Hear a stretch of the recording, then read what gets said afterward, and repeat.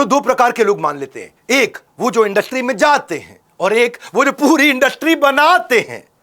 1970s की बात करूंगा। कंप्यूटर इंडियन मार्केट में, कंप्यूटर उस समय 70s में ना मेकेबल था ना मार्केटेबल था, ना बना सकते थे ना बेच सकते थे, मेकेबल मार्केटेबल। और ऐसे में शिव नाडर ने हिंदुस्तान को कंप्यूटर सिस्टम से बिठा के पूरा सिस्टम कैसे बदला, जिसकी बात करूंगा। आज 7 स्ट्रैटेजीज देने वाला हूं। ऐसी तिगड़म लगाई कि 1978 में 80,000 रुपए का कंप्यूटर आसानी से बेचना शुरू किया। कॉम्पिटिटर्स को पीछे छोड़ के HCL भारत की पहली ऐसी कंपनी बनी जिसने भारत का पहला कंप्यूटर बनाया। कैसे किया ये सब? नोकिया 1100 को HCL लेकर के आया था, यानी कि शिव नाडर। और आज तक का मोस्ट सोल्ड फोन, 2024 तक इतना फोन कोई नहीं बिका है। वो क्या B2B सीक्रेट फॉर्मूला है जिसकी वजह से शिव नाडर आज भी भारत के तीसरे सबसे अमीर आदमी। कौन पहले? मुकेश भाई, गौतम भाई, फिर शिव नाडर, तीसरे सबसे अमीर आदमी। नमस्कार, विवेक बिंद्रा बोल रहा हूं, फाउंडर एंड CEO बड़ा बिजनेस.com। क्या देख रहे हो आप? Tycoons of India, the brilliance behind the billions. वो बिलियन कैसे? 7 स्ट्रैटेजी, 7वां एपिसोड, 6 एपिसोड आप देख चुके होंगे। लेजेंड्स की लेगेसी से कैसे बड़ा बिजनेस की बड़ी लर्निंग्स ले सकें। पहले के 6 एपिसोड में आनंद महिंद्रा से टर्न अराउंड मैनेजमेंट सीखा, 1000 करोड़ का स्कॉर्पियो 500 करोड़ में बना दिया। अजीम प्रेम जी से प्रोडक्ट डाइवर्सिफिकेशन सीखा, नए प्रोडक्ट लाए। इंडिगो राहुल भाटिया से लो कॉस्ट ऑपरेशन, सस्ते में कैसे फ्लाइट उड़ाएं। इंदिरा न्यूज से पेप्सिको में ग्लोबल एक्सपेंशन, पूरी दुनिया में कैसे जाएं। एलन मित्तल से स्टील के बारे में, मर्जर एंड एक्विजिशन, छोटी छोटी कंपनियां कैसे खरीद के अपने आप को बड़ा बनाएं। धीरू भाई अंबानी से हॉरिजॉन्टल लैटरल इंटीग्रेशन। भैया एक बात सुनिए, इतने सारे ऑपरेशन, इंटीग्रेशन, मैनेजमेंट, एक्सपेंशन ये जब सीख रहे हो ना, ये better than MBA learning free of cost मैं दे रहा हूं हर संडे को। आज बात करूंगा जिनके नाम में ना और डर है, यानी कि ना डर, जो कभी डरते नहीं है, ना डर। शिव ना डर, शिव ना। बड़ी से बड़ी चुनौती इनके लिए चिल्लड़, एकदम चिल्लड़ है। Hindustan computer limited, Shiv Nadar.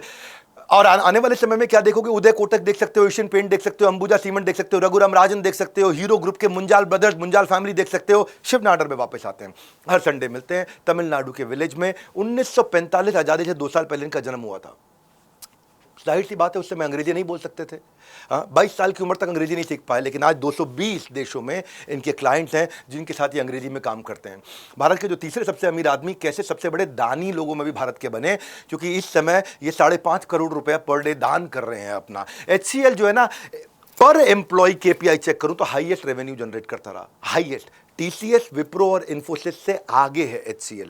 TCS, Wipro और इन्फोसिस में $46,000 पर एम्प्लॉय कमाता है, ये $57,000 पर एम्प्लॉय। इसके पीछे एक स्ट्रैटेजी है। इसके हाई पेइंग क्लाइंट्स कहां से आए, ये सीखना, पूरे वीडियो में सीखना। 7 स्ट्रैटेजी दूंगा। इनका सपना है कि चाइना को रिप्लेस कर दूं एज अ प्रोडक्ट कंपनी, चीन से उसकी जगह छीन लेनी है, ये इनका सपना है। टॉप एम्प्लॉयर का अवार्ड इनको दुनिया भर में मिलता रहा है। पहली स्ट्रैटेजी लेते हैं। जब कुछ नहीं था, कुछ भी नहीं था, तब इनके पास एक स्ट्रैटेजी थी। पहली strategy, visualisation and communication of visual vision. ये अपने सपनों को विजुअलाइज करते थे, वो सपने सुनाते थे, लोगों को कहानी बताते थे, लोग मान लेते थे। 1974 की बात कर रहे हैं। दिल्ली क्लॉथ मिल DCM में नौकरी करते थे। मालिक ने नया कंप्यूटर खरीदा, उसको देख के फैसिनेट हो गए और लोग उसको थ्रेट समझ रहे थे। ये समझे नहीं नहीं, ये थ्रेट नहीं है, ये अपॉर्चुनिटी है। ये मशीन जो दुनिया का काम आसान बना रही है, लोगों का समय बचा रही है, अगर मैं ये मशीन बनाने लग जाऊं तो कैसा होगा। बॉस के कंप्यूटर से कंप्यूटर के बॉस बनने की जर्नी शुरू कर दी। क्या बोलता हूं मैं बॉस के कंप्यूटर से, बॉस का कंप्यूटर देखा था उन्होंने, ये कंप्यूटर का बॉस बनने निकल पड़े। 6 दोस्तों के साथ में नौकरी छोड़ दी, रिजाइन कर दी। इतनी बड़ी बात हो गई कि देश के अखबारों में आने लगी है, बातचीत बढ़ती चली गई। इनको विजुअलाइज शुरू में ही कर लिया था, इरादा मजबूत था, पर उसके अलावा कुछ नहीं था। ना तो कैपिटल, ना मैन पावर, ना टेक्नोलॉजी, ना बनाने वाला, ना बेचने वाला, ना डिमांड, ना कंज्यूमर, बाजार में कोई था ही नहीं। 5 समस्याएं समझ लो। कंप्यूटर बनाने वाला कोई था ही नहीं, क्योंकि आज तक कंप्यूटर भारत ने बनाई नहीं। कंप्यूटर बेचने वाला था ही नहीं, क्योंकि बेचने की टीम ही नहीं थी। कंप्यूटर खरीदने वाला कोई था ही नहीं भाई, लोग, क्योंकि पूरे देश में उस समय 100 ही कंप्यूटर थे। और कंप्यूटर चलाने वाला, क्योंकि कंप्यूटर चलाना भी नहीं आता था। और इन सबको इकट्ठा करने वाला, यानी कि कोई पैसे वाला, ये 5 चीजें नहीं थी। ना बनाने वाला, ना बेचने वाला, ना खरीदने वाला, ना चलाने वाला, और इन सबको इकट्ठा चलाने वाला, जो पैसे वाला, वो सब नहीं थे इनके पास में। और तब भी इनके पास एक चीज थी, वो सपना, वो विजुअल कम्युनिकेशन। जाकर के कहानी सुनाते थे लोगों को। मार्केट में 5 चीजें अवेलेबल नहीं थी, लेकिन ये ऑब्स्टेकल पे नहीं, आउटकम पे फोकस किया। ये सोचो, जब आपके आसपास कुछ नहीं है, और खास तौर से उस समय पे जब 5 ईयर प्लान आया, गरीबी हटाओ रोजगार बढ़ाओ, गरीबी हटाओ रोजगार बढ़ाओ, कंप्यूटर को देखा जा रहा था कि ये रोजगार घटा देगा। कंप्यूटर को देखा जा रहा था, अरे ये तो सबकी रोजगारी छीन लेगा। लोगों को लगता है कंप्यूटर रोजगार खा जाएगा। बैंक इस चक्कर में लोन नहीं देता था। अब नाडर सोचे मैं क्या करूं, पैसा कहां से लाऊं, मुझे कंप्यूटर बनाना है। नाडर को समझ नहीं आ रहा, इधर जाऊं, कोई पैसा भी नहीं दे रहा है, अभी तो नौकरी से निकला हूं, कहां से लाऊं। नाडर गए यूपी सरकार के पास, कहानी सुनाई उनको, बढ़िया कहानी सुनाई, विजन दिखाया उनको विजन दिखा करके उस समय 1978 में 77 में 20 लाख रुपए उनसे ले लिए, यूपी सरकार से ले लिए, सरकार से 20 लाख रुपया, और अपने 26% हिस्सेदारी उन्होंने दे दी। ये विजुअल पावर थी। सरकार मान गया, अरे भाई ये तो अद्भुत आदमी है, ये तो कुछ भी कर देगा, ऐसा कम्युनिकेट करते थे।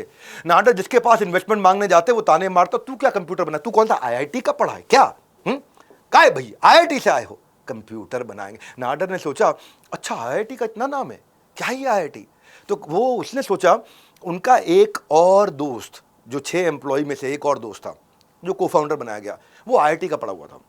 तो इसकी मदद से ना एक काम करते हैं, पहले आईआईटी को कंप्यूटर बेच आते हैं, जब आईआईटी हमारा कंप्यूटर खरीद लेगा तो दुनिया अपने आप चुप हो जाएगी। तो एचसीएल के जो को फाउंडर थे उनका नाम था अर्जुन मल्होत्रा, और वो आईआईटी खड़गपुर से थे।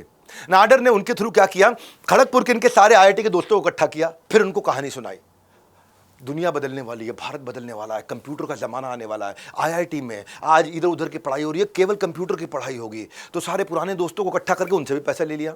क्या स्टोरी सुनाते थे, कितना विजुअल, इसे विजनरी व्यक्ति बोलते हैं। आईआईटी खड़गपुर के जो डायरेक्टर थे, जो उस समय जो कॉलेज के डायरेक्टर आईआईटी खड़गपुर के, उनको भी कहानी समझाई, आप भी क्या पढ़ा रहे हो, आने वाले समय में ना मैकेनिकल चलेगा, ना सिविल चलेगा, ना कोई और इंजीनियरिंग चलेगा, computer, IT, robotics, electronic communication, aerospace, ये सब चलने वाला है। और उस समय आपके कैंपस में कंप्यूटर लैब होना जरूरी होगा। कौन देगा आपको, हम देंगे ना, हम करेंगे। वो इतना बढ़िया कहानी सुना, उनको इतना विजुअलाइज करा दिया। डायरेक्टर ये बोले बात तो ठीक है यार, ऐसे करो हमारा एडवांस में ऑर्डर लिख लो। बस ये चुपचाप जाकर के प्री ऑर्डर ले आए, और फिर आईआईटी का ब्रांड का ऑर्डर ले करके बाजार में निकल पड़े। हाँ, अब छोटे मोटे इनको और भी ऑर्डर मिलने लगे, आईआईटी को कंप्यूटर देते हैं, आईआईटी को कंप्यूटर, आईआईटी। ये स्मार्ट आदमी थे, इसकी कहानी उसको सुनाए, उसकी कहानी इसको सुनाए, सबकी कहानी सबको सुनाए, और कहानी सुना करके अपना धंधा चलाएं। ऐसे शुरुआत करी, और कंप्यूटर साइंस का पहला डिपार्टमेंट वास्तव में इनकी बदौलत 1980 में शुरू हुआ। पैसा आ गया, कैपिटल आ गई, लेकिन अभी भी इनको एक तकलीफ थी, यार कि कंप्यूटर में तेजी से बनाने तो मैन पावर कहाँ से लाऊंगा। उस समय भारत में अब पैसा आ गया, लेकिन 2-3-4 चीजें अभी बच गई थी, बनाने वाला भी नहीं है, बेचने वाला भी नहीं है, खरीदने वाला भी नहीं, चलाने वाला भी नहीं है। आईआईटी की एक चिट्ठी लेके क्या कर लेंगे, मैन्युफैक्चरिंग प्लांट सेटअप करना है, अब हजारों वर्कर चाहिए, या कम से कम कुछ सैकड़ों वर्कर तो चाहिए ही चाहिए। अब नाडर ना आजू बाजू बहुत ऑब्जर्वर थे, बहुत स्मार्ट आदमी थे, इनके पास पैसा नहीं था लेकिन क्षमता थी पैसा जुटाने की। मैन पावर नहीं थी, मैन पावर जुटाने की क्षमता थी। इनके पास कंप्यूटर बनाने की फैक्ट्री नहीं, लेकिन कंप्यूटर की फैक्ट्री बनाने की क्षमता थी। क्षमता दिल में होती है, पैसा जेब में होता है। क्षमता दिल में होना तो पैसा जेब में आ जाता है। इमरजेंसी का टाइम चल रहा था, ये बहुत ध्यान से देख रहे थे, इनको मालूम था क्या होने वाला है। मार्केट के डायनामिक्स और पॉलिटिक्स के डायनामिक्स दोनों बदल रहे थे। क्यों, इंदिरा गांधी का उस समय इमरजेंसी, लड़ाई झगड़ा, बहुत स्वदेशी स्वदेशी स्वदेशी स्वदेशी, पूरा सेंटीमेंट बदल गया। फॉरेन कंपनीज को मारो, भगाओ, उनको बाहर करो। उस समय मजदूर यूनियन जिंदाबाद, ये सब बहुत चल रहा था। तो तब एक कंपनी थी टेक जायंट आईबीएम, वो इंडिया में आकर के पूरी तैयारी कर चुकी थी कंप्यूटर बनाने के लिए। वो इंडिया में आकर के हजारों लोग ट्रेन कर चुकी थी कि अब हम कंप्यूटर यहां बना के जब तक वो आकर के माल बेचना शुरू करते तब तक उनको भगाने का टाइम आ गया। अब भारत सरकार ने उनको भगा दिया, वो चली गई, अपने एम्प्लॉय छोड़ गई। जैसे ही अपने एम्प्लॉय छोड़ के गई, इसने अपॉर्चुनिटी देखा। शिव नाडर को पता, ये नाडर ये कभी नहीं डरे किसी से। नाडर को पता था रेडीमेड मेरे को स्किल्ड मैन पावर मिल रही है, पूरी कंप्यूटर टेक्नोलॉजी को समझती है, कहीं और से मिलेगी भी नहीं। तो आईबीएम के दफ्तर के बाहर टेंट लगा दिया, कहा भैया फुल एंड फाइनल सेटलमेंट हो गया, निकाल दिए गए ना, है भारत के लिए काम करो, आईबीएम में काम करेगा। छोड़ गई ना आईबीएम तुम्हारे को, नेशनलिस्ट इमोशन जगा दिया। है स्वदेशी, भारत के लिए काम करो, भारत के लिए, देश में रहकर देश के काम आओ। साथ मिलकर के उस कंपनी आईबीएम जिसने तुम्हारा ये हाल किया उसको भी पीछे छोड़ देंगे। लोग बोले अरे कोई हमको बचाने वाला आ गया। अरे वो जो बेचारा बेरोजगार हो गया था, अचानक टेंट लगा बाहर, कितना उत्साहित हो गया, कोई बचाने वाला। वो बोले, फिर नाडर ने अपना पत्ता खोला, अगला पत्ता तुरुप का एक का, भाई एक बात समझ लो, अभी सैलरी नहीं दूंगा, लेकिन 6 महीने बाद इतनी सैलरी दूंगा, इतनी दूंगा, तिजोरी छोटी पड़ जाएगी। अच्छा, मालूम नहीं तुमको, आईआईटी हमको ऑर्डर देता है भैया। ओ ये लड़का ठीक लग रहा है भाई, इनका ज्वाइन कर लो, कॉम्पिटेटिव वॉइड हो गया पूरा, माहौल में मौका निकाल लिया, आईबीएम की एग्जिट नादर का बेनिफिट, आईबीएम की एग्जिट नादर का बेनिफिट छा गए। एम्प्लॉइज को उन्होंने हायरिंग पिच जबरदस्त दी, वो आईआईटी के नाम पे हायरिंग पिच धीरे धीरे आईबीएम के सारे इंजीनियर अपने कर लिए। और सबसे इंपॉर्टेंट एसेट, पहले इन्होंने फाइनेंशियल कैपिटल एसेट बिल्ड किया, फाइनेंशियल कैपिटल, उसके बाद इंटेलेक्चुअल कैपिटल यानी कि बुद्धि के कैपिटल, यानी कि आईबीएम के वर्कर्स आए, अपने साथ कंप्यूटर बनाने की पूरी टेक्नोलॉजी और नो हाउ लेकर के आए। रिजल्ट ये हुआ कि आईबीएम के एक्स एम्प्लॉइज की बदौलत 1978 में यही भारत ने पहला इंडिजीनियस कंप्यूटर लॉन्च किया, पीसी। और मालूम है ये विश्व में दूसरा था। ये थे शिव नाडर, जिनके पास कुछ नहीं, बस खाली सपना था, सबको सपना सुनाते थे और सब कुछ इकट्ठा कर लेते थे। पूरे भारत में उस समय केवल 100 कंप्यूटर थे और एचसीएल अपना पीसी लेकर के आया। खाली एप्पल ने उस समय 1978 तक एक पीसी बनाया था और ये इंसेप्शन था। अभी डिसरप्शन आगे आना बाकी है। मैं कोई सेंसेशनल कंट्रोवर्शियल टॉपिक नहीं, वैल्यू क्रिएशन टॉपिक दे रहा हूं आपको। कई लोग नीचे कमेंट बॉक्स में मुझे बोलते हैं ग्लोबल टाइकून्स के बारे में। नहीं नहीं नहीं, हम इंडियन टाइकून्स की बात करेंगे, जिन्होंने भारत को बड़ा किया, उनकी बात करेंगे। मेरे को आप चैनल सब्सक्राइब कर देते हो, अच्छी बात है, नहीं करते हो, मेरा सब्सक्रिप्शन पे फोकस नहीं है, मेरा सोल्यूशन पे फोकस है। टाइकून्स ऑफ इंडिया जो प्लेलिस्ट बना रहा हूं मेरा, उस पर फोकस है, ताकि ये प्लेलिस्ट एक एसेट बन जाए। और अगर आप शेयर करते हो ना किसी को, तो हैशटैग डाल दिया करो। क्या हैशटैग डालोगे? हैशटैग टाइकून्स ऑफ इंडिया, ताकि लोगों को पता चले से और वीडियोस देख सकें। अब आती है अगली समस्या। ये प्रॉब्लम सॉल्वर आदमी है। अब कंप्यूटर भाई पैसा भी आ गया, कंप्यूटर बना भी लिया, लेकिन अब मुझे बेचने वाला, खरीदने वाला, चलाने वाला चाहिए। क्योंकि जब बेचने जाए तो लोग खरीदते नहीं थे, क्योंकि खरीदने वाला भी तैयार नहीं और बेचने वाला भी ढंग से तैयार नहीं। 80,000 रुपए का कंप्यूटर, तो वो ऐसी मार्केट बना रहे हैं जो मार्केट कभी एग्जिस्ट नहीं करती थी। तो आईआईटी के अलावा अब बड़ा ऑर्डर नहीं था, कोई छोटे मोटे मिल गए लेकिन बड़ा ऑर्डर कोई नहीं था।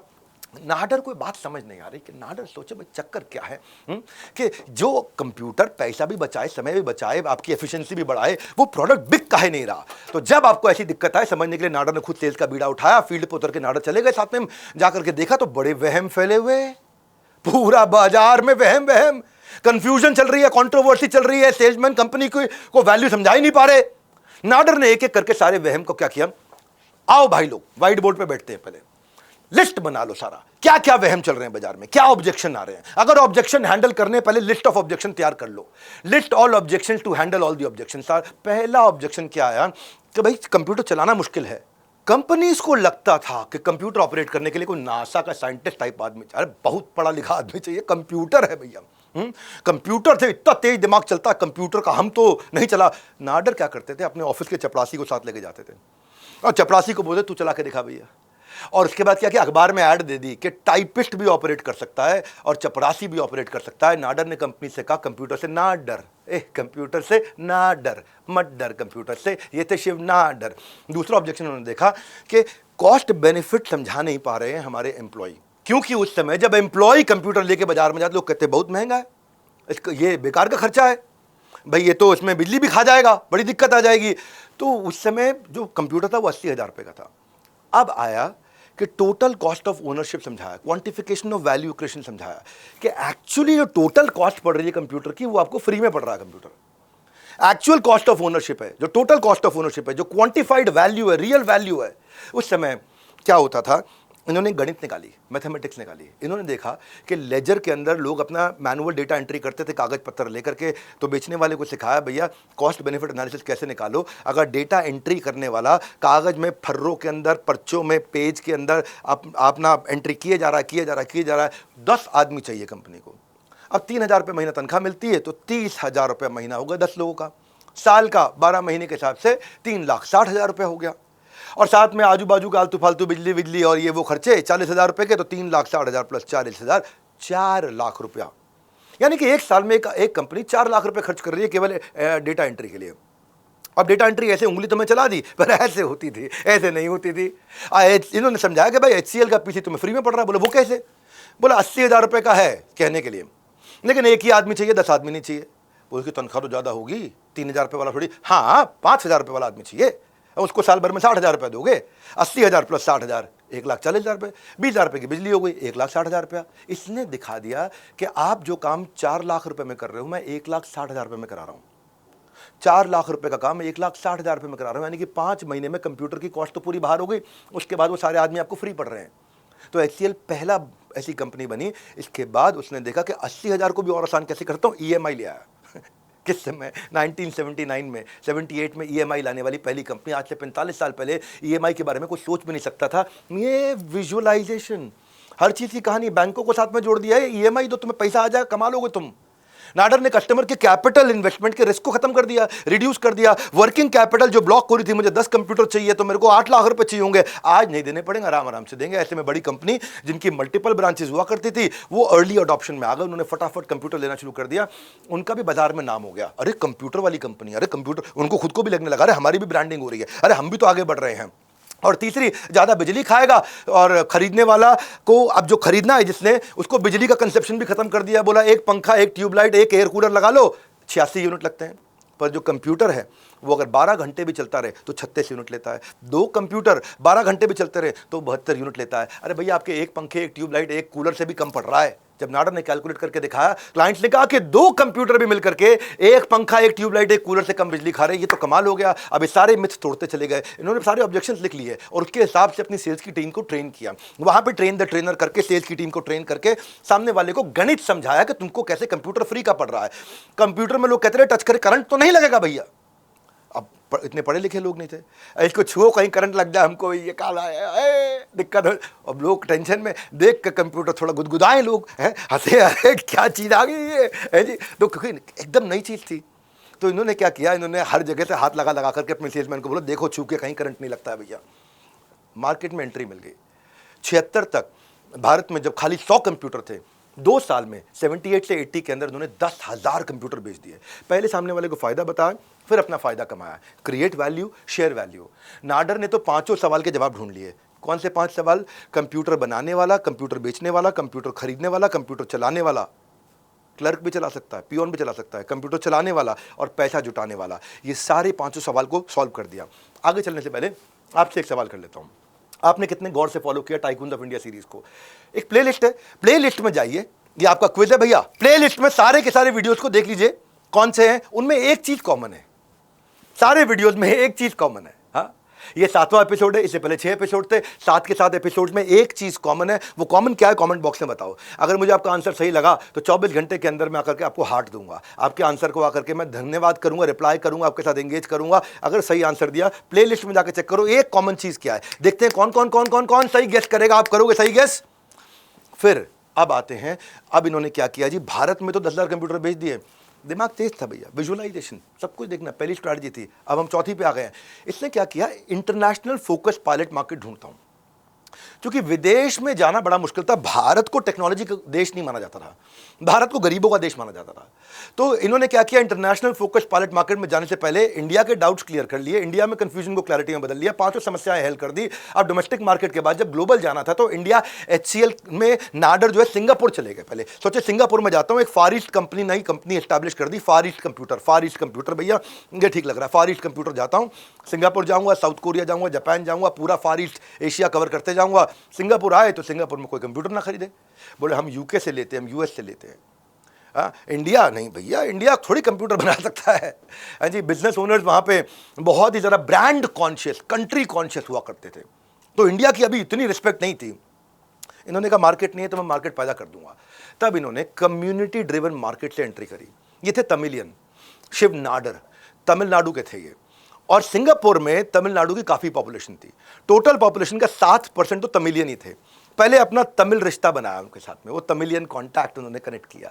नाडर ने जाकर के तमिल भाषा में बात करने लगा, करेक्ट ना, नाइट वेलकम टैग वाला, तो वो एकदम कनेक्ट किया। और उसके बाद तमिल वो कंपनी ओनर बोले लेकिन हम लोग तो भाई थोड़ा प्राइस सेंसिटिव है, कंजर्वेटिव है, कंप्यूटर बेचने की बात करो, दोस्ती तो कर ले, मसाला डोसा बिकाएगा, इडली बिकाएगा, कंप्यूटर खरीदेगा, इल्ले नहीं खरीदेगा। वो कंप्यूटर खरीदने पे इल्ले, हर बात। अच्छा, इनके यहाँ बड़ा पॉपुलर वर्ड है इल्ले, मतलब नहीं नहीं, इल्ले इतना पॉपुलर वर्ड है, आप कुछ भी इनको बेचो इल्ले इल्ले, अरे वेलकम ना इल्ले। वही शिव नाडर सोचे क्या करे, प्राइस को अट्रैक्टिव बनाते हैं, ये प्राइस पे एंटर किए। इन्होंने दिमाग लगाया कि फोकस पायलट मार्केट है, मैं कैसे प्राइस सेंसिटिव मार्केट को पकड़ूं। 1980 के अंदर जो कंप्यूटर था इनका वो 20,000 सिंगापुर डॉलर का था, सिंगापुर डॉलर। हाँ, तो सिंगापुरी डॉलर जो है 20,000 चाहिए था। इनका कुछ ऐसा करता हूं, रिड्यूस करके 25% इसको 15,000 सिंगापुरी डॉलर में ले आऊं अगर, तो लोग फट से पकड़ लेंगे। 15,000 सिंगापुर डॉलर, इतना कम कर दूं। कम करने के लिए दिमाग लगाया और क्या स्ट्रैटेजी अपनाई भाई, आदमी बहुत बुद्धिमान है। ड्यूअल शोर मैन्युफैक्चरिंग मॉडल, इसको क्या बोलते हैं? इसको बोलते हैं ज्योग्राफिकली डिस्पर्स्ड प्रोडक्शन। ये बड़ी काम की चीज़ है, इसको मैं आसान भाषा में समझा देता हूँ। ज्योग्राफिकली डिस्पर्स्ड प्रोडक्शन क्या होती है? ये एक बड़ी क्यूमुलेटिव कॉम्पिटिटिव एडवांटेज है। आप जो भी चीज़ बना रहे हो उसकी छोटी छोटी सप्लाई चेन को डाइसेक्ट कर दो, अलग अलग करो, देखो कि कौन सी आइटम कहां सबसे सस्ती पड़ेगी, कहां करेंसी एक्सचेंज रेट सस्ता है, प्रोडक्शन कहां सस्ती है, कहां ट्रांसपोर्टेशन सस्ती है, कहां से एक्सपोर्ट सस्ता है, कहां असेंबली ठीक रहेगी। इन्होंने दो हिस्सों में बड़ा डिवाइड किया। ज्योग्राफिकली इन्होंने चेन्नई को अपना लोकेशन बनाया। चेन्नई और सिंगापुर समझ लो ऐसे एकदम आजू बाजू, एकदम आजू बाजू, मतलब समझ लो पूरा मुंबई जब तक आप पार करोगे लेफ्ट से राइट तक, पूरा दिल्ली पार करोगे नॉर्थ से साउथ दिल्ली तक, तब तक आप चेन्नई से सिंगापुर पहुंच, ये एकदम आजू बाजू। फ्लाइट की टिकट बहुत सस्ती पड़ रही है वहां पे। इन्होंने क्या किया, सॉफ्टवेयर बनाते हैं यहाँ पे, क्योंकि सॉफ्टवेयर को फ्लॉपी में डाल के ले जाएंगे फ्लाइट के अंदर, वजन ही नहीं है, ये इतनी सी फ्लॉपी है छोटी सी, जाके फ्लाइट में उड़ा के ले जाएंगे और हार्डवेयर जाकर के सिंगापुर बनाएंगे। तो उन्होंने क्या किया, मद्रास के अंदर, उस समय चेन्नई नहीं था, वो मद्रास था, मद्रास के अंदर फ्लॉपी सारी बनाई फटाफट, और यहाँ सस्ती बनाई, मैन पावर टेक्नोलॉजी सारी यहाँ पे सस्ती पड़ रही थी इनको, और हार्डवेयर जाके वहाँ असेंबल कर दिया। हार्डवेयर क्योंकि यहाँ से भर भर के लेके जाते, थोड़ा किराया जाना पड़ता है इनको, जो है लॉजिस्टिक्स की कॉस्ट आती। मिलियन बिजनेस ओनर्स का मेंटल ब्लॉक टूट गया, उनका मेंटल ब्लॉक टूटा, बाकियों का मेंटल ब्लॉक टूट गया, सिंगापुर का मार्केट इनको मिलने लगा। वो जो पहले करते थे इल्ले इल्ले इल्ले, अब एक दूसरे को क्या बोले, ले ले ले ले ले ले, वो इल्ले से ले कर दिया इन्होंने। तो ये मजाक मजाक में 10 लाख रुपए का प्रॉफिट तुरंत जनरेट कर गए। ये थे शिव नाडर की शुरुआती स्ट्रैटेजी। अगर आपको पता है आपको भी बिजनेस को एक्सपैंड करना है, मैं आपको एक फ्री का इवेंट दे रहा हूं। अगर आपका बिजनेस एक्सपेंशन के लिए तैयार हो गया, नया बिजनेस के लिए नहीं बोल रहा हूं, फटाफट आपको अनाउंस कर देता हूं, 2-3 दिन के बाद एक इवेंट कर रहा हूं दिल्ली के अंदर, आइडिया टू आईपीओ। उसमें टिकट नहीं है, खाली हम ब्रेकफास्ट लंच वगैरह इवनिंग स्नैक्स टी कॉफी का पैसा ले रहे हैं आपसे, लेकिन शर्त यह है कि आपका धंधा 1 करोड़ रुपए साल का होना चाहिए।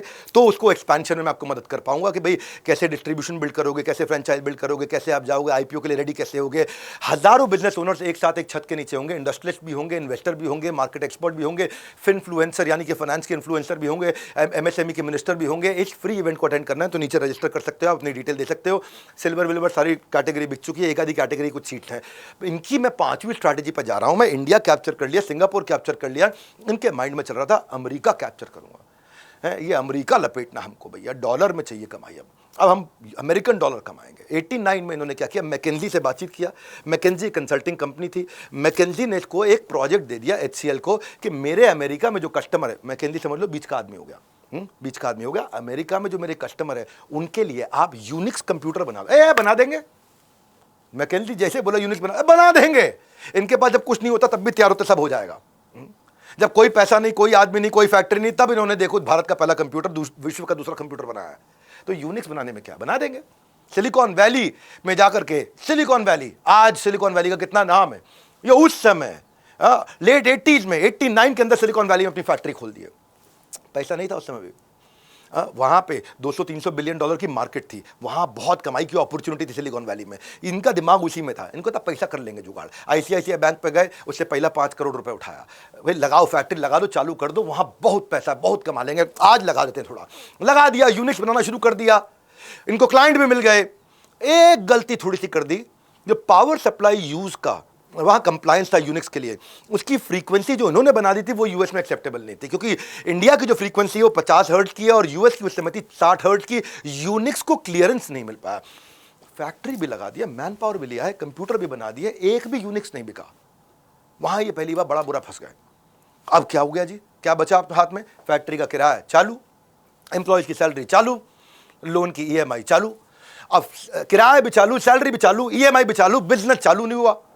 2 दिन तक शिव नाडर इतना डिप्रेशन में चले गए, 2 दिन 48 घंटे कमरे से बाहर नहीं निकले, ना खाया ना पिया, बैठ करके टेबल पे ऐसे बैठे, कुर्सी पे सर नीचे करके बैठ के सर हिलाते रहे, सोचते रहे, सर हिलाते रहे, सोचते रहे। परेशान भी थे, लेकिन एनालिटिकल माइंडसेट तो है ना, आदमी का कोर तो वही है, जिसका कोर अच्छा वही तो करोड़ कमाएगा। कोर से करोड़ों तक कैसे पहुंचते हो आप, ऐसे लोग पहुंचते हैं। 2 दिन के बाद जब ये बाहर निकले ना तो हीरो बन के निकले। पार्टनर से बोला यूएस में ऑपरेशन रैप अप नहीं करेंगे, पार्टनर ले गए, पगलाए गए भैया, है इतना पैसा बर्बाद करा दिया तुमने यूनिक्स में।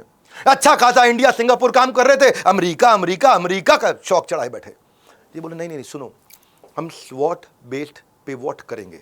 बोले वो क्या होता है, बोले मेरे स्वॉट एनालिसिस किया है 2 दिन में, मेरी स्ट्रेंथ क्या है, मेरी वीकनेस क्या, अपॉर्चुनिटी क्या, थ्रेट क्या। स्वॉट समझ लो, हाँ मेरी होती है स्ट्रेंथ और वीकनेस, बाजार में होती है अपॉर्चुनिटी और थ्रेट। स्ट्रेंथ और वीकनेस मेरी कंपनी के अंदर होती है, अपॉर्चुनिटी संभावनाएं और आने वाली तकलीफें वो बाजार में होती है। तो बोले मैंने वो समझ लिया है, ये कंप्यूटर के लिए मेरे पास मैन पावर है, वो मेरी स्ट्रेंथ है। बाजार में कुछ समस्याएं मैंने देखी हैं, वो अपॉर्चुनिटी हैं। हाँ, तो अपनी स्ट्रेंथ से मार्केट की अपॉर्चुनिटी को मैच कर रहा था मैं 2 दिन से बैठ के। बोले क्या मतलब, क्या कर रहे थे? बाकी पार्टनर अब थोड़ा लगे कि भाई कुछ सोच के आया, लग रहा बहुत दिमाग लगा के आया है। शिव ना डर, ये किसी से भी ना डर। ये ऐसा है जो डर को डरा दे। शिव ना डर, कभी ना डर। ये क्या किया है? बोले मैं सॉफ्टवेयर सोल्यूशन प्रोवाइडर बन जाता हूँ ना, कंप्यूटर की बजाय अपनी आईटी कैपेबिलिटी है ये मेरे पास, मैं लॉस में कुछ ठोस लेकर के आया हूँ। बोले क्या लाए हो? बोले सिलिकॉन में जो क्लाइंट्स हैं ना, जितनी भी बड़ी बड़ी कंपनी है सिलिकॉन वैली में, यूएस में, इनके पास में टोटल 8 समस्याएं हैं। बोले क्या 8 समस्याएं हैं? बोले ये 8 समस्या नहीं, ये 8 अपॉर्चुनिटी हैं। बोले क्या है? बोले इन कंपनियों को अपना धंधा करना आता है, पर पहली समस्या यह कि इनके पास सॉफ्टवेयर डेवलपर टैलेंटेड नहीं। दूसरी समस्या यह कि सॉफ्टवेयर डेवलपर ये लाते हैं तो इनको महंगे पड़ते हैं, इनकी कंपनी में टिकते नहीं। तीसरी समस्या है कि उसके लिए कंप्यूटर बनाने के लिए नया इंफ्रास्ट्रक्चर लगाओ, वो इनको खर्चा पड़ जाता है। चौथी है कि अगर ये लगा भी लें तो कभी इनका सर्वर क्रैश हो जाए, कभी इनका फ्रीक्वेंट सिस्टम में कोई ना कोई बग आ जाए, कोई दिक्कत हो जाए। पांचवी समस्या यह है कि भाई साइबर का थ्रेट आ जाए, हैकिंग का दिक्कत आ जाए, डेटा ब्रीच कर जाए। बोलो और ये सब समस्याएं मत देखो, ये अपॉर्चुनिटी देखो। छठी समस्या जिसको अपॉर्चुनिटी देख रहे हैं कि क्लाइंट अपना धंधा करने की जगह सॉफ्टवेयर बनाने में लग गया। हमारा जो बड़े बड़े कॉर्पोरेट जाइंट्स हैं वो अपना धंधा छोड़ करके ये टेक्नोलॉजी में लगने की कोशिश कर रहे हैं। अब ना अपना धंधा कर पा रहे ना टेक्नोलॉजी बना पा रहे, तो इस चक्कर में 7वीं समस्या, ये जो बनाते थे पहले वो भी स्लो हो गया और टेक्नोलॉजी ये बना नहीं पा रहे। बोले 8वीं समस्या, बोले इनके चक्कर में जब ये लेट कर देते हैं, बाजार में नहीं उतर पा रहे, टेक्नोलॉजी की कमी के कारण ये स्लो हो जा रहे हैं, तो कोरिया और चाइना घुसे जा रहा है, इनको ठोके जा रहा है, बर्बाद किया जा रहा है, परेशान किया जा रहा है, तंग किया जा रहा है। चाइना और कोरिया बहुत तेज आ रहा है। यूएस के जो हमारे अपने क्लाइंट्स हैं वो अपना बिजनेस लूज कर रहे हैं। पार्टनर सोचने लगे यार आदमी क्या कमाल का आदमी है, कैसे सोचता है। हाँ, लॉस में ठोस। बोला लॉस में ठोस ढूंढ लिया मैंने कुछ। नाडर टॉप यूएस कंपनी के पास गए, एकदम कोट पैंट टाई लगा करके ऐसे हीरो की तरह, जैसे बहुत बड़े अरबपति। वहां जाकर के बोले तुम अपना धंधा संभालो, जो तुम्हारा काम नहीं है तुम करो मत। वो तुम मतलब टेक्नोलॉजी का काम हमको दो, हमारे पास बढ़िया मैन पावर रेडी है, पूरा इंफ्रास्ट्रक्चर रेडी है, सारे ऑपरेशंस रेडी हैं, सॉफ्टवेयर के दुनिया के बेस्ट से बेस्ट आदमी हमारे पास आपका आईटी ऑपरेशन संभालने के लिए रेडी हैं, आप अपना धंधा करो। इन्होंने अपनी स्ट्रेंथ को मार्केट की 8 समस्या यानी कि 8 अपॉर्चुनिटी से किल किया, अपनी वीकनेस को किल किया। इनकी वीकनेस क्या थी? लूप क्लोज करते हैं। इनकी वीकनेस थी यूनिक्स बिका नहीं, रेंटल चालू थे। यूनिक्स बिका नहीं तो क्या सैलरी चालू थी, यूनिक्स बिका नहीं तो क्या ईएमआई चालू थी, आईसीआईसीआई का लोन चालू था। अब क्या किया इन्होंने? दूर तक सोचते हैं भाई, दूर तक सोचते। 3 स्टेज की प्राइसिंग लॉन्च करी। पहली, अभी घुस रहा हूं बाजार में, पहली स्टेज सुन लो, घुसते वक्त पेनिट्रेटिव प्राइसिंग पे जाऊंगा, इकोनॉमी सस्ती प्राइसिंग पे जाऊंगा, वैल्यू प्राइसिंग पे जाऊंगा, कैप्टिव प्राइसिंग पे जाऊंगा। अभी मार्केट को खाऊंगा, पहले जाकर के पकड़ूंगा, कुछ कस्टमर लेकर के आऊंगा, उनको दूसरे कस्टमर दिखाऊंगा, और दूसरे कस्टमरों को मैं पहले और दूसरे और 5वें कस्टमर दिखाऊंगा, बहुत सारे कस्टमर ले आऊंगा, तब बाद में प्राइस बढ़ाऊंगा। घुस गए बाजार के अंदर। सिस्को मिल गया इनको, सिस्को मिला। देखते देखते सिस्को की शक्ल दिखा के, सिस्को को कागज दिखा के, जैसे आईआईटी का कागज दिखाते थे, सिस्को का दिखा करके बाकियों से सॉफ्टवेयर डेवलपमेंट इनको आउटसोर्स करवा लिया। ओए होए होए, मर्क पकड़ ले गए, ऑटोडेस्क ले गए, बोइंग कंपनी जो हवाई जहाज बनाती है, सीमेक्स ले गए, मैटल ले गए, स्टेट फार्म ले गए, सीए टेक्नोलॉजीज ले गए। एक के बाद एक आउटसोर्स लोग उनको करने लगे और अपना जो है अपना कैपिटल उन्होंने बचा लिया कंपनी ने। भैया ये तुम्हारा काम है, तुम संभालो, हम कहाँ इसके लिए आदमी हायर करें। हम कोका कोला बनाते हैं, कोका कोला बनाएंगे, तुम टेक्नोलॉजी बनाओ हमारे लिए। हम हवाई जहाज उड़ाते हैं, हवाई जहाज उड़ाएंगे तुम। अब इसको सबका धंधा मिलने लगा और प्रॉफिट मार्जिन जो इनके क्लाइंट्स थे उनको बड़ा कंफर्ट आने लगा। जब इसने देखा अब मुझे मार्केट मिल गई है, अब आ गया स्टेज 2 प्राइसिंग। स्टेज 2 प्राइसिंग, जब मैं लीडर बन रहा हूं ना, तो अब इस समय मैं क्या करूंगा? अब इस समय मैं प्राइसिंग अपनी बदल देता हूं। अब ये नई प्राइसिंग लेकर के है प्रीमियम प्राइसिंग। प्रीमियम प्राइसिंग से क्या किया? बाजार इनके साथ है ना, और ये बाजार में अकेले हैं। हाँ, ये क्या है? नंबर 1 नहीं, दी ओनली 1 टाइप हो गए थे उस समय। इन्हीं का नाम चल रहा था, HCL। भैया आई है कोई कंपनी जबरदस्त है, हाँ, अमेरिकन कंपनी है HCL। अब अपने आप को अमेरिकन कंपनी घोषित कर दी है। इससे इन्होंने एक्स्ट्रा चार्ज करना शुरू किया, कॉस्ट रिकूपमेंट। कॉस्ट रिकूपमेंट क्या मतलब क्या होता है? Recovery of lost funds. जो ऑपरेशंस में ये पैसा बर्बाद कर चुके थे, यूनिक्स के चक्कर में जितनी बर्बादी हुई थी, ये स्टेज 2 पे आके सारा पैसा रिकवर कर गए। सारा कर्जा कुर्जा सब निपटाई दिए। ले पकड़ तेरा कर्जा, ये चेक फेंक के मुंह में मारा। यानी अमिताभ बच्चन के टाइम पे मूवी में आता, आज भी मैं गिरे हुए पैसे नहीं उठाता, मैं आज भी फेंके हुए पैसे नहीं उठाता। खूब कमाया वहां पे, प्रॉफिटेबिलिटी अपनी पीक पे ले गए। और अपनी वीकनेस भी खत्म कर दी। वीकनेस क्या थी बताया था ना आपको, 3 वीकनेस थी, ईएमआई चालू थी, रेंटल चालू था, वहां की तीनों वीकनेस उस समय, कंप्यूटर बिक नहीं रहा था उस समय, फंसे पड़े थे ये। अब इन्होंने सारी वीकनेस भी खत्म कर ली। अब जब देखा देखी इंडियन जायंट्स भी, विप्रो घुसने लगा, इन्फोसिस घुसने लगा, बहुत कमाई है इसमें, टीसीएस घुसने लगा, बाकी मल्टीनेशनल घुसने लगे। तो मैंने इंडिया के 3 बताए, सब आने लगे यूएस आईटी मार्केट में, एंटर भी कर रहे हैं, एमर्ज भी कर रहे हैं, एंटर भी कर रहे हैं, एमर्ज भी कर रहे हैं। ये पहले से रेडी थे, आ जाओ आ जाओ हमें पता था है जी, हम आएंगे तुम पीछे पीछे आओगे, जहाँ भी मैं जाऊँगा मेरे पीछे पीछे आओगे। तो ये स्टेज 3 की तैयारी पर थे पहले से। क्या है स्टेज 3? अब करेंगे competitive pricing, cost plus pricing, markup pricing, यानी कि जितनी कॉस्ट है उसके थोड़ा एक्स्ट्रा लूंगा। फॉर एग्जाम्पल बोइंग कंपनी ने इनको बोला हमारे लिए 100 सॉफ्टवेयर डेवलपर लगा दो, लगा ही देते हैं। कितना पैसा? वो 100 सॉफ्टवेयर डेवलपर का 1 करोड़ रुपया महीना है। अच्छा आप क्या लोगे? हम ऊपर से 10 लाख रुपया 20 लाख रुपया महीना लेंगे। अब क्या है, वो एक्चुअली 80 लाख के आदमी लगाए, 1 करोड़ का बिल बनाया, 20 लाख रुपए ऊपर लिया, यानी कि 1 करोड़ 20 लाख में 80 लाख की कॉस्ट, 40 लाख की कमाई। अभी भी 33% मार्जिन छा गए भैया, ये कॉस्ट प्लस के नाम पे भी छाए गए। आगे बढ़ते जा रहे, सस्टेनेबल ग्रोथ आ गई। अब स्टेज 1 पहले मैं इकोनॉमी प्राइसिंग से जाऊंगा, वैल्यू प्राइसिंग से जाऊंगा, हल्के में जाऊंगा। स्टेज 2 प्रीमियम प्राइसिंग में बहुत कमा लूंगा। स्टेज 3 अब कॉम्पिटिटिव आराम से चलूंगा और मार्केट में अपने आप को अब फर्क ये हुआ, 17,000 अमेरिकन को उन्होंने नौकरी पर रख लिया।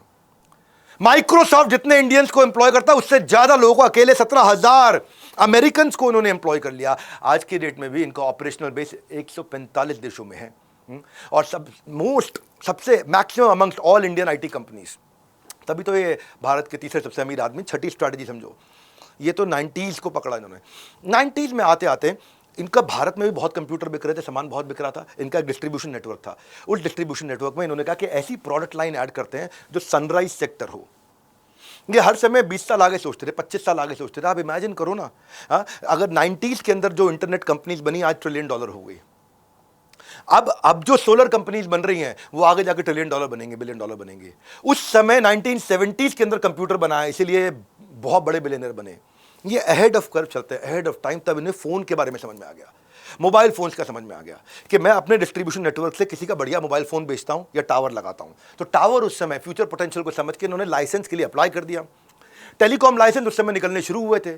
सिंगटेल आया, सिंगापुर टेलीकॉम, वो आया, बोला हम दोनों हाथ मिलाते हैं, दोनों मिलकर भारत में छाते हैं। दोनों आए गए साथ में और लाइसेंस भी मिल गया। अब सिंगापुर टेलीकॉम और HCL दोनों हाथ मिला के आगे बढ़ रहे, चलो लाइसेंस मिल रहा है, दोनों मार्च पास्ट कर रहे, लेफ्ट राइट आगे बढ़ रहे। इतने में क्या हुआ, चाइना में अपॉर्चुनिटी की तरफ नजर चली गई इसकी। सिंगापुर टेलीकॉम थोड़ा तेज आदमी था, उनको लगा यार HCL तो अच्छा है, चाइना में धंधा ज्यादा बड़ा, चाइना बहुत बड़ा है, बहुत ज्यादा बड़ा है।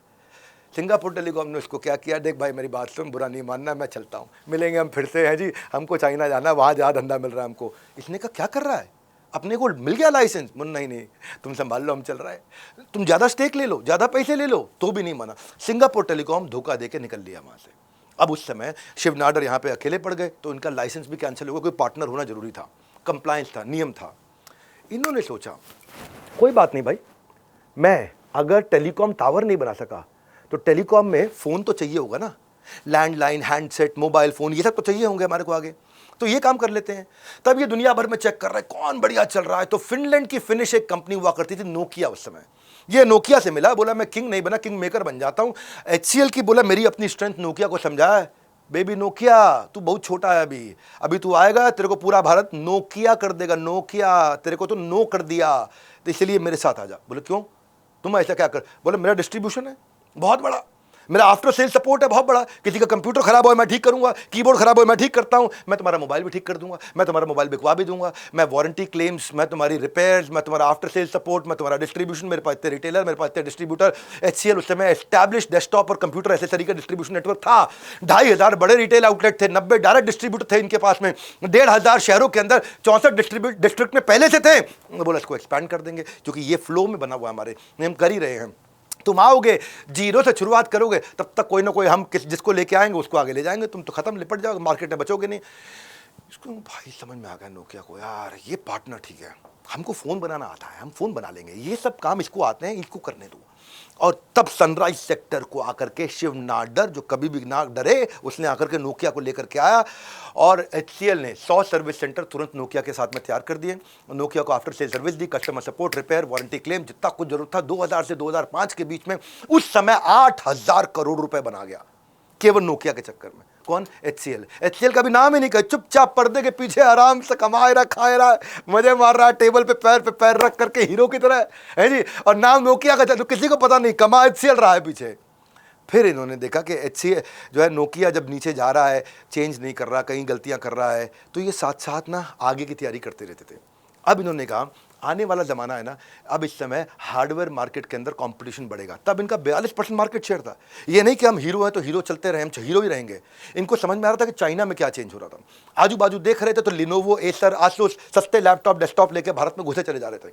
इनका 42% मार्केट शेयर जैसे ही गिरने लगा, लैपटॉप, डेस्कटॉप इनके, फिर ये लो मार्जिन करे या नो मार्जिन करे तो फायदा नहीं, ये तो प्राइस का डिसएडवांटेज है, ये तो लॉस लीडिंग है, वो लंबा चलेगा नहीं। चाइनीज ब्रांड की पॉपुलैरिटी बढ़ रही है, HCL का मार्केट शेयर डिक्लाइन होता चला जाएगा। वहां था इनका वाटरशेड मोमेंट। दोबारा बोलूं, वाटरशेड मोमेंट। वाटरशेड मोमेंट क्या होता है? इसको बोलते हैं टर्निंग पॉइंट, इसको बोलते हैं हिस्टोरिक मोमेंट। वो था इनका मोमेंट, वो हिस्टोरिक मोमेंट था। वहां क्लिक किया, नहीं यार ये प्राइस वॉर में नहीं घुसना, ये सब मैं रुपया चवन्नी अठन्नी बचाने के चक्कर में नहीं जाऊंगा। मेरे को हाई वैल्यू धंधा चाहिए, मेरे को प्रीमियम क्लाइंट चाहिए। तब ये B2B बिजनेस में गया, ABC एनालिसिस किया। ए मतलब वो 80% वो क्लाइंट जो मेरे को सबसे बड़ा धंधा देते हैं, 15% B मतलब वो क्लाइंट जो ठीक ठाक धंधा देते हैं, 5% वो क्लाइंट जो धंधे में कभी कभी नेगोशिएट कर लेते हैं। ऐसा जैसे ही हिसाब जोड़ा इसने, बोला मेरे 20% क्लाइंट मेरे को 80% रेवेन्यू देंगे, सबसे बड़े वाले क्लाइंट पकड़ूंगा। पहले महीने के अंदर इसने अपने 500 क्लाइंट बाहर कर दिए, गेट आउट। $80 मिलियन का धंधा छोड़ दिया। क्या किया? वैल्यू बेस्ड शिफ्ट किया पोर्टफोलियो को, हाई यील्ड क्लाइंट को पकड़ना शुरू किया जहां मोटी कमाई होगी। क्यों? क्योंकि जो प्रीमियम क्लाइंट होता है ना, वो बहुत बार्गेनिंग नहीं करता, प्राइस सेंसिटिव नहीं होता है। जो प्रीमियम क्लाइंट होता है ना, वो हाई मार्जिन, उसको आप हाई वैल्यू एडेड सर्विस दे दो, उसको एक्सटेंडेड वारंटी दे दो, वो भी खरीद लेगा, उसको AMC दे दो, वो भी खरीद लेगा, उसको सॉफ्टवेयर सोल्यूशन दे दो, वो भी खरीद लेगा। क्योंकि वो लार्ज डील साइज है, हाई वॉल्यूम ऑर्डर है, तो वो क्या है कि वो बार बार ना वेंडर चेंज नहीं करता, क्योंकि ऑपरेशनली बड़ा मुश्किल है बार बार वेंडर चेंज करना। HCL को हटा करके TCS को लगाने में बहुत दिक्कत आ जाती है। तो वो ये समझते थे मार्केट अपॉर्चुनिटी बहुत बड़ी हो गई, क्योंकि वॉल्यूम भी बहुत बड़ा हो गया। अच्छा, बार बार नया कस्टमर नहीं है, बार बार कंप्यूटर थोड़ी, एक कंप्यूटर, एक मोबाइल, एक कंप्यूटर, एक चार्जर बेचो, ईयरफोन बेचो, क्या बेच रहे हो भैया, लीड बेच रहे हैं 20 रुपए की, वो सब तो काम है नहीं। अब तो बड़ा काम है, तो बार बार क्लाइंट लाने का कॉस्ट भी खत्म, ऑपरेशनल कॉस्ट भी खत्म। तो जो बाइंग साइकिल थी वो बहुत प्रिडिक्टेबल हो गई कि भाई मेरे ये बड़े 200 क्लाइंट है, इनसे मुझे इतना रेवेन्यू आना है, प्रिडिक्टेबल रेवेन्यू हो गया। और अब ये कंसिस्टेंटली बढ़ते गए, क्योंकि समझ में आ गया भाई ये 200 क्लाइंट से इतना रेवेन्यू इस साल आएगा। तो पहले ही एनुअल ऑपरेटिंग प्लान ठीक बन जाता, पूरे साल का प्लान ठीक बनता था। अब कस्टमर नहीं जा पाता है छोड़ करके, क्योंकि ये एक लॉन्ग टर्म लॉयल्टी बन जाती है, बहुत बहुत साल तक HCL के साथ चलता रहेगा, क्योंकि कन्वीनियंट नहीं है चेंज करना। पैसा बहुत खर्च हो जाएगा कि HCL को बाहर निकालो और TCS को अंदर लाओ, या HCL को बाहर निकालो, इन्फोसिस को। साइकोलॉजी पे असर आता है यार, इतनी सरदर्दी कौन लेगा भैया, इतना एफर्ट कौन लगाएगा, इतना टाइम कौन लगाएगा। इस अपॉर्चुनिटी को समझ गए, बड़ा क्लाइंट को झंझट नहीं चाहिए, तो इंफ्रास्ट्रक्चर मैनेजमेंट सर्विसेज देनी शुरू कर दी। IT इंफ्रास्ट्रक्चर, उनका, इनके सर्वर्स, उनके नेटवर्क डेटा सेंटर्स, उनके सारे रिमोटली मैनेज जब HCL ने किए, तो एक स्विचिंग बैरियर आ गया कि भाई मैं स्विच करके जा नहीं पाऊंगा। इनको सबसे बड़े क्लाइंट्स उन दोनों मिले थे, ब्रिटिश टेलीकॉम और UBS। वहाँ से ये आगे बढ़ते गए। इम्पैक्ट ऐसा आया कि 2008 में जब रिसेशन आया ना, ये नोकिया पे डिपेंडेंट नहीं थे, अब ये सॉफ्टवेयर सर्विसेज में चले गए। और 2008 के रिसेशन में HCL एकमात्र IT कंपनी थी जो लॉस में नहीं गई, 34% ग्रो कर गई 2009 तक, और अगले 2-3 साल के अंदर अपने रेवेन्यूज को 3 गुना बढ़ा दिया। HCL का ये फेज में जो जर्नी में जो फेज आया, उसको इसने एक टेम्पलेट की तरह बना दिया। टेम्पलेट समझते हो, एक चीट शीट बना दिया, बोला ये कॉपी करना है तरीका, डोमेस्टिक हो या फॉरेन कॉम्पिटिशन हो। HCL ने क्या किया, इस एग्जिस्टिंग सर्विस स्पेस के अंदर जब खतरा है तो एक मॉडल होता है, उसको बोलते हैं एडजेसेंसी एक्सपेंशन। एडजेसेंसी एक्सपेंशन नहीं समझ में आया, इजी कर दूं, एडजेसेंसी एक्सपेंशन यानी कि रिलेटेड आइटम ढूंढो जहां कमाई है, कनेक्टेड, कॉम्प्लीमेंट्री, रिलेटेड, एडजेसेंट, जो बिल्कुल आजू बाजू हो वहाँ ढूंढो। तो ये वहीं जा करके ना एक आइटम बेचते थे, उसके साथ में 4 पॉसिबिलिटीज और ढूंढते थे, और उसी कोर के कारण कई करोड़ बना लिए इन्होंने। आज आईटी और बिजनेस सर्विस में, आईटीबीएस के अंदर, इंजीनियरिंग R&D सर्विस में इनका 90% रेवेन्यू है। भारत के तीसरे सबसे अमीर आदमी है। आईटीबीएस, ऑटोनॉमिक्स या इंटीग्रेटेड आईटी ऑप्स या डेटा और एआई या हाइब्रिड क्लाउड या डिजिटल वर्कप्लेस या मोबाइल ऐप्स या ERDS, सेमीकंडक्टर चिप में भी घुस गए। अब इनको समझ में आया ना 2021 से पहले जिस समय ये सब वॉर वगैरह हुए, कोविड हुआ, झगड़ा हुआ, सेमीकंडक्टर चिप चाइना की तरफ से कम हो गए। इन्होंने इंडो चाइना टेंशन के बाद सेमीकंडक्टर की चिप्स की शॉर्टेज को उन्होंने पकड़ लिया, ताकि व्हीकल की जो डिलीवरी हो रही थी, गाड़ियां उस समय बहुत डिले मिल रही थी, वो भी मिले टाइम से। नाडर को समझ में आ गया कि मुझे ये चिप्स को बनाने की कैपेबिलिटी भारत में लेकर के आनी है, और इन्होंने इंटेल के साथ में और NXP के साथ में पार्टनर किया, और चाइना जो उसके मामले में डोमिनेंट था, वो चाइना की डोमिनेंस को उसने हिला दिया, मतलब भूकंप ला दिया चाइना की धरती में। आज ये चिप्स दुनिया के 10 टॉप OEM में से 6 को HCL दे रहा है। चीन से उसकी जगह छीन ली। वहां शुरू हुआ था चीन से, उसकी जगह छीननी थी, अब छीन ली, चीन से छीन ली। जी, ये थी शिव नाडर की आज की टॉप 7 स्ट्रैटेजीज। बड़ा बिजनेस की बेस्ट बिजनेस स्ट्रैटेजीज देने की कोशिश। एक लाइन में बोलूं, वो अनस्टॉपेबल आदमी थे, हमेशा आगे चलते थे।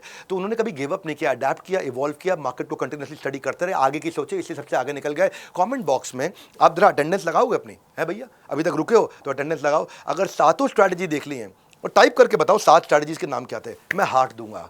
अगर आपने 7 स्ट्रैटेजी के नाम लिख दिए, आपको लिखने नाम ठीक नाम लिखने, स्पेलिंग मिस्टेक मत करना।